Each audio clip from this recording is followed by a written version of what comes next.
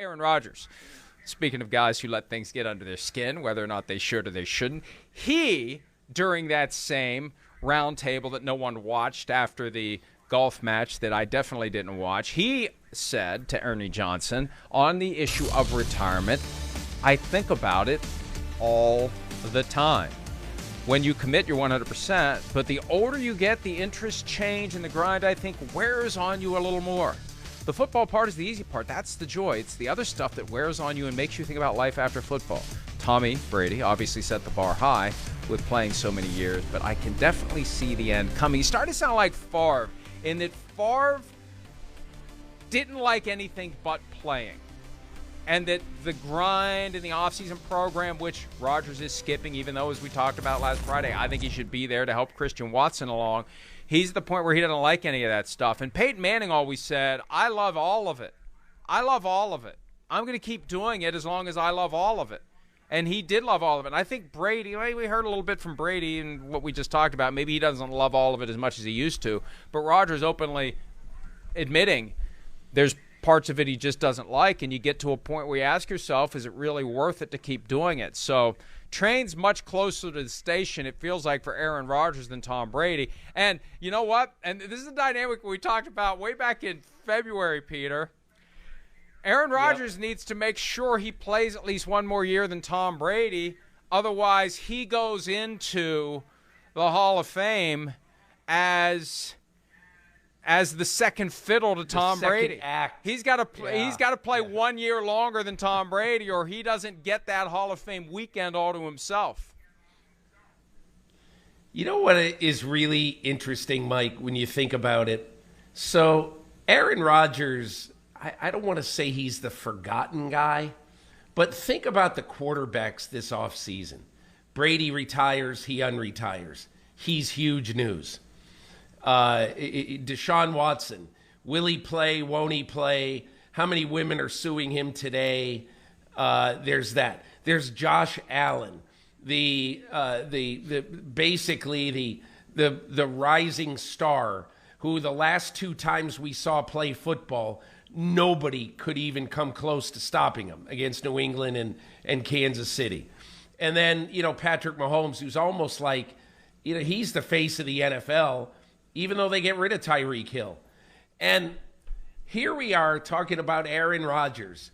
And maybe you want to put Joe Burrow, as far as an attention magnet ahead of Rodgers. But anyway, Aaron Rodgers might be the quarterback who's fourth or fifth on the attention-getting scale entering this season, which is so weird.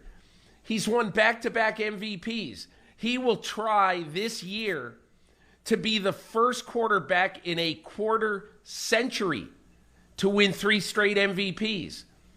And I must say, for those who would say, oh my God, I mean, the voters will never vote for the same guy 3 years in a row, and they'll have Rodgers fatigue. Hold on a minute. Let me ask you this question. What happens if the Green Bay Packers again win home field in the NFC, and they do it without Devontae Adams, without Marquez Valdez-Scantling, and they do it with two guys named Christian Watson and Roman Dubes? I mean, this offseason has strengthened Rodgers' case for a third straight MVP if the Packers win 13 games.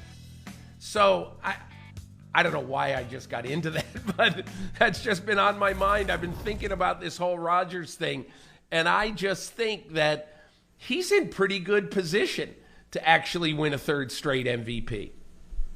Oh, well, he is, because the Packers are in a division where you've got 3 teams that are in rebuild mode right now, between the Vikings and the Bears and the Lions. Now, look, the Lions may be better than people think. The Vikings may actually be pretty good if they take full advantage of their offensive weaponry, which I think they will be doing. There was a great item from Jory Epstein of USA Today delving into how the Vikings offense is changing dramatically under Kevin O'Connell. But still, they should be able to run that division. Anything other than 6-0 in the division is a disappointment.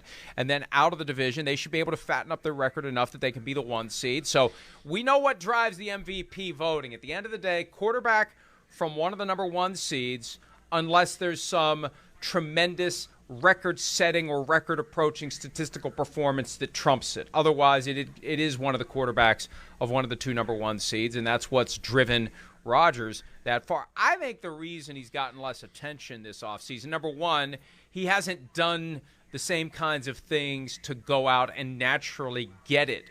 The drama from last year that popped up right before the draft made him the biggest story in the NFL. He hasn't been the biggest story in the NFL this year. There was one day that he was the biggest story for about an hour or two before Russell Wilson got traded to the Broncos. That was it, the day that he said, I'm playing for the Packers again, which really, it's not a lightning bolt story. A status quo story isn't going to really move the needle. So he says he's staying with the Packers. We all start to react to that. And the next thing you know, it's like, sorry, Aaron Rodgers, we got bigger news over here. It reminds me of the time that at the media center, in the height of Tebow mania, people brushing by Joe Montana to go follow Tim Tebow wherever he was going. We brushed past the Aaron Rodgers story to go get to Russell Wilson. And so he never really, Peter, to your point, he never really has done anything this offseason to command the kind of attention that he had for months last year. He never had the floor. Yeah. Yeah. It makes you wonder what he's going to do to try to get it. And, hey, Peter, I look at what he said on Wednesday night, and you think back to last year. He claimed, and who knows whether it's true or not, but he claimed he was 50-50 on whether he was going to retire going into the weekend before the start of training camp. This is a guy who's completely detached from the Packers right now. They assume he's going to be there for mandatory minicamp. Maybe he will, maybe he won't. Who knows? It's a $100,000 fine if they even have the guts to collect it from him. If he thinks about retirement all the time, we take him at his word. He thinks about it all the time. Was he thinking about it now? Is he thinking about retiring now? If he thinks about it all the time, now is included in that very broad statement. You want a shock, you want a lightning bolt.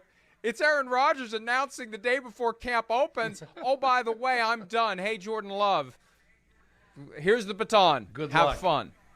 Yeah. And I'm not saying it's going to happen, but if he thinks about it all the time and he's not there for OTAs, you can't rule out the possibility. If he was 50-50 last year going into the weekend before camp opens, you can't rule out the possibility that he's just going to say, well, you know what, guys, thanks for the new contract, but I really can't do this. I just can't do it, and I'm not going to do it. I'd rule it out. I can't rule out anything with him. Maybe he's going to Amazon. Do that. Yeah. Who knows? Maybe Amazon's going to offer him $375 million. Mike, listen. They keep toggling between Mayim Bialik and Ken Jennings.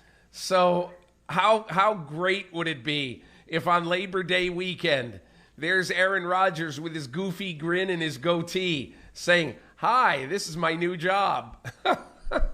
The thing is, though, and this is the bottom line reality. I mean, we all kind of praised him for his 2-week stint.